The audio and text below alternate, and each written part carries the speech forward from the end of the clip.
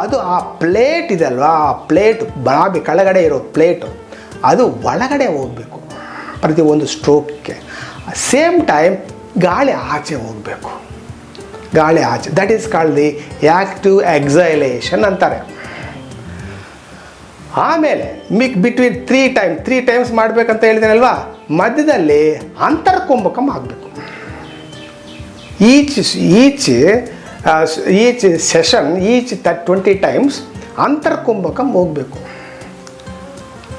ಮತ್ತೆ ಇನ್ನೊಂದು ಸತಿ ಒಂದು 20 ಇಲ್ಲಾಂದರೆ 30 ನಿಮಗೆ ಶಕ್ತಿ ಎಷ್ಟಿದೆಯೋ ಅಷ್ಟು ಮಾಡಿಕೊಂಡು ಬಾಗ್ತಾ ಇರಬೇಕು.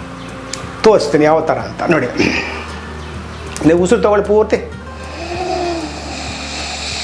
ಪೂರ್ತಿ ತೊಗೊಂಡಿನಿ, ಅರ್ಧ ಬಿಡಬೇಕಿಲ್ಲಿ, ಅರ್ಧನೇ ಬಿಡಿ.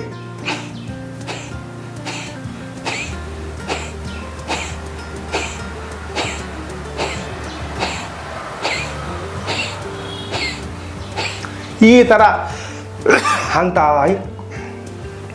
ಹೊಟ್ಟೆ ಇಲ್ಲಿ ಒಳಗಡೆ ಹೋಗುತ್ತೆ, ಗಾಳಿ ಆಚೆ ಹೋಗ್ತಾ ಇರುತ್ತೆ ಫೋರ್ಸ್ಫುಲಿ ಆಚೆ. ನೋಡಿ ಇನ್ನೊಂದ್ಸತಿ ತೋರಿಸ್ತೇನೆ. ಅರ್ಧ ಬಿಡಿ.